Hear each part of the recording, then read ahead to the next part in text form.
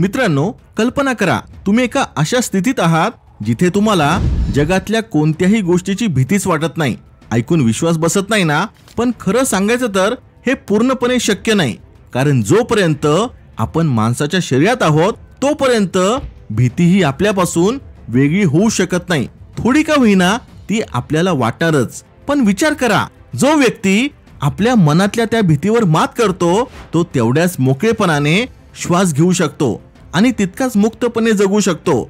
तसं पाहिलं तर हे तितकंसं सोपं नाही, पण शक्य आहे। उदाहरणार्थ, आपल्यापैकी कित्येक जणांना पहिल्यांदा गाडी चालवताना खूप घाबरायला झालं असेल, पण सरावाने तेच लोक नंतर कुठेही गाडी चालवू शकतात। तोच अनुभव त्यांना आत्मविश्वास देतो। जसजसं आपण भीतीला सामोरे जातो तसतसं आपल्याला ती गोष्ट सहज वाटायला लागते। आजच्या व्हिडिओमध्ये मी तुम्हाला 4 महत्त्वाचे मुद्दे सांगणार आहे।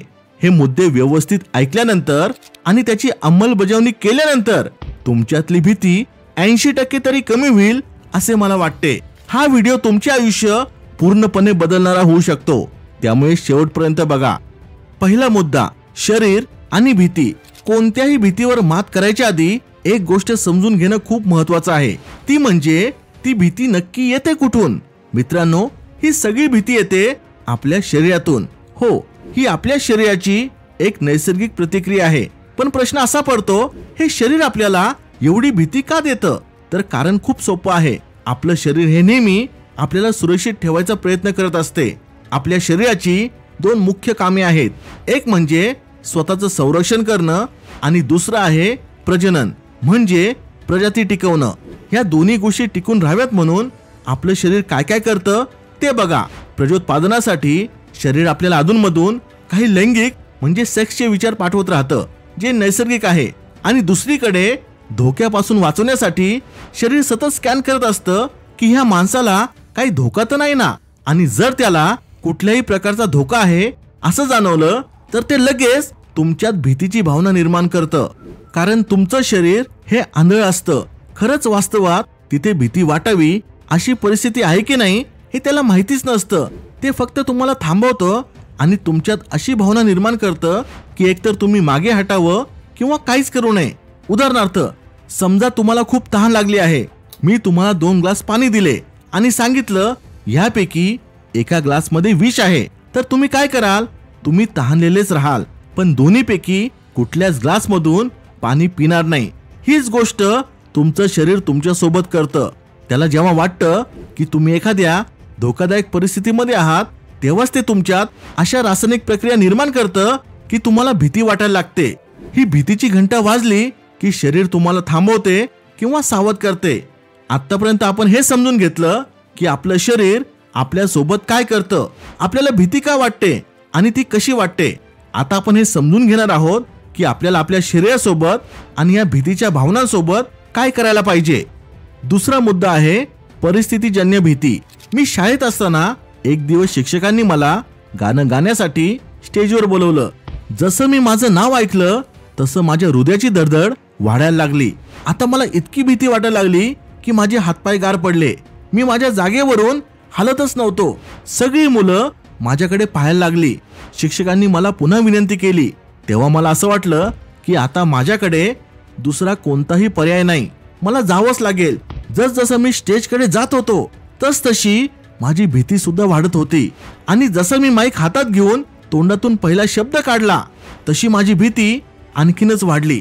आश्चर्याची गोष्ट अशी की का कोणास ठाऊक, पण जेव्हा मी 2-4 शब्द गायलो त्यानंतर मला थोडंसं हलकं वाटायला लागलं। मी जरा कम्फर्टेबल झालो आणि माझा आत्मविश्वास आपोआप वाढायला लागला। जिथे मी एकही गाणं म्हणू शकत नव्हतो तिथे मी 3-3 गाणी गायलो। मला खात्री आहे तुमच्याही आयुष्यात कधी ना कधी असं झालं असेल। जेव्हा तुम्ही स्टेजवर थोडा वेळ उभे राहता किंवा बोलायला सुरुवात करता तेव्हा तुम्हाला आपोआप हलकं वाटू लागतं आणि तुमची भीती हळूहळू कमी होऊ लागते। ज्यावेळी मला शिक्षकांनी गाण्यासाठी स्टेजवर बोलवलं होतं त्यावेळी माझ्या शरीराला असं वाटलं की मी एखाद्या कठीण परिस्थितीत आहे। मग शरीराने सुद्धा नेहमीसारखंच केलं, ते मला भीतीच्या भावना पाठवू लागलं। आता माझ्या शरीराची हीच इच्छा होती की मी तिथं जाऊन गाणं गाऊ नये, कारण जर मी गायलो तर माझ्या जीवाला धोका असू शकतो। पण मला ठामपणे माहिती होतं की जर मी तिथे गायलो तर माझ्या जीवाला काही धोका नाही। म्हणून मी उठलो आणि गायलो. आणि जेव्हा मी गाणं गायला सुरुवात केली तेव्हा शरीराला सुद्धा समजलं की काही गोंधळ नाही, म्हणून त्याने पाठवलेली भीती परत मागे घेतली. हीच गोष्ट तुम्हालाही करायची आहे. जर तुम्ही कधी अशा परिस्थितीत असाल जिथे तुम्हाला खूप भीती वाटत आहे, तर तुम्हाला तुमच्या भीतीलाच प्रश्न विचारायला सुरुवात करायची आहे. ही भीती खरंच योग्य आहे का? खरंच माझ्या जीवाला काही धोका आहे का? जेव्हा तुम्ही हे करायला सुरुवात कराल तेव्हा तुम्ही तुमच्या भीतीवर ताबा मिळवायला लागता. तुमच्या हातात निर्णय घेण्याची ताकद येते आणि जेव्हा तुम्हाला निर्णय घेण्याची ताकद मिळते तेव्हा तुमची सगळी भीती क्षणार्धात निघून जाते. कारण जेव्हा तुम्ही भीतीकडे पाहायला लागता तेव्हा ती लहान वाटायला लागते. आता मी जे सांगणार आहे ते व्यवस्थित ऐका. जेव्हा एका सामान्य माणसाला भीती वाटते तेव्हा तो ती भीती घालवण्यासाठी ह्या 2 गोष्टींपैकी एक करतो. एक तर तो त्या परिस्थितीतून पळून जाण्याचा प्रयत्न करतो, किंवा मी आत्ताच सांगितल्याप्रमाणे तो आपल्याच भीतीला प्रश्न विचारतो. आणि जेव्हा त्याला कळतं की त्या कृतीने जीवाला काही धोका नाही तेव्हा तो निर्भय होतो आणि त्यानुसार निर्णय घेतो. पण ह्या जगात तिसऱ्या प्रकारचे लोक सुद्धा असतात. असे लोक जे जन्माला आल्यापासूनच त्यांना माहिती होतं की काही गोष्टी केल्यावर त्यांचा जीवही जाऊ शकतो, तरी सुद्धा त्यांनी त्या गोष्टी केल्या, अगदी बिनधास्तपणे केल्या. आणि हे ते लोक होते ज्यांच्या आयुष्यात एक मोठं उद्दिष्ट होतं, एक मोठं ध्येय होतं. मी या व्हिडिओच्या सुरुवातीला सांगितलं होतं की जोपर्यंत तुम्ही माणसाच्या शरीरात आहात तुम्हाला भीतीपासून कोणी वेगळे करू शकत नाही. पण ही गोष्ट त्या लोकांवर लागू होत नाही ज्यांच्या आयुष्यात एक मोठे ध्येय असते. कारण ही लोक त्यांच्या शरीराची फारशी चिंता करत नाही, त्यांना फक्त त्यांच्या ध्येयाची चिंता असते. ध्येय पूर्ण झालंच पाहिजे, शरीर टिकते की नाही याने त्यांना काही फरक पडत नाही. जो माणूस मरणालाच घाबरत नाही मग त्याला कोणतीच गोष्ट घाबरू शकत नाही, कारण त्याला जगणं किंवा मरणं ह्यापेक्षा काहीतरी करून दाखवणं जास्त महत्वाचं वाटतं. जर तुम्हाला वाटत असेल की बॉर्डरवर उभा असलेला सैनिक गोळी का झेलतो, त्याला भीती वाटत नाही का? हो, नक्कीच वाटते. पण त्या भीतीचा त्याच्यावर काही परिणाम होत नाही, कारण त्याच्या आयुष्यात एक ठराविक ध्येय असते. त्याच्या डोक्यात फक्त एकच विचार असतो, माझं काम, माझं कर्तव्य पूर्ण करणं सगळ्यात महत्वाचं आहे. तुमच्या जीवनात सुद्धा अशी जबरदस्त निर्भयता हवी असेल जिथे भीती तुमच्या समोर थांबू शकत नाही, तर तुमच्या आयुष्यात सुद्धा एक मजबूत ध्येय असणं खूपच आवश्यक आहे. तिसरा मुद्दा आहे कारण नसताना भीती वाटणे. अशी भीती ज्याला अजिबात तर्क नाही. कधी कधी आपल्याला अशा गोष्टींची भीती वाटते ज्या गोष्टींचा वास्तवाशी काही संबंध नसतो, ज्या पूर्णपणे तर्कहीन असतात. भूत, प्रेत, आत्मा, अंधश्रद्धा आणि लोकांनी सांगितलेले किस्से. माझ्या स्वतःच्या अनुभवावरून मी तुम्हाला सांगतो की अशा प्रकारच्या भीतींपासून स्वतःचं रक्षण कसं करायचं. एकदा मी आणि माझे मित्र एकत्र गप्पा मारत होतो, तेवढ्यात विषय निघाला भूत प्रेताचा. सगळे आपापले अनुभव सांगू लागले, पण त्यातल्या कुणीही त्या गोष्टींवर प्रश्नच विचारला नाही. कारण माणूस जेव्हा घाबरतो तेव्हा त्याचा मेंदू काम करणं बंद करतो.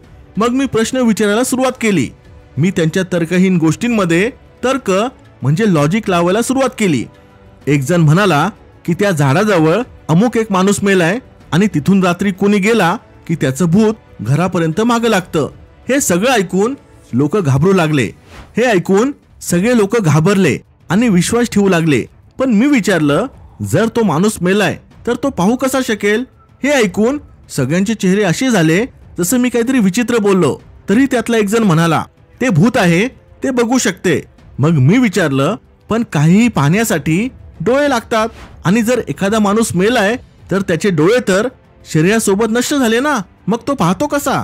ही गोष्ट ऐकून काही जण गप्प झाले, कारण त्यांना माझं म्हणणं पटत होतं. आणि काही लोक म्हणाले, तुला कोणी समजावू शकत नाही. मी म्हणालो, माझं मला समजलं आहे. आणि जर तुम्ही अशा गोष्टींना तुमच्या मनात जागा देत असाल तर मग तुम्ही तुमचं विचार करण्याचं सामर्थ्य स्वतःहून कमी करताय. या सगळ्या गोष्टीचा सारांश असा की जर कोणी तुमच्यावर अशा कोणत्याही भीतीचा भार टाकण्याचा प्रयत्न करत असेल जो तुम्हाला तर्कहीन वाटतो, जो वास्तवतेला धरून नसतो, तर तुम्ही त्याच्यावर डोळे झाकून विश्वास ठेवू नका. तुम्हाला त्या गोष्टींवर लॉजिक लावावं लागेल, मेंदू वापरावा लागेल, विवेक बुद्धी वापरावी लागेल आणि मग ठरवावं लागेल की काय खरं आहे, काय खोटं आहे. तुम्हाला या जगाचे नियम माहिती पाहिजे. हे जग कसं चालतं, काय शक्य आहे, काय अशक्य आहे. आणि जर कोणी त्या नियमांच्या विरोधात बोलत असेल तर तुम्ही लगेच समजून जा की तो खोटं बोलतोय. चौथा मुद्दा आहे लोकांची भीती. आता आपण लोकांची वाटणाऱ्या भीतीबद्दल बोलूया.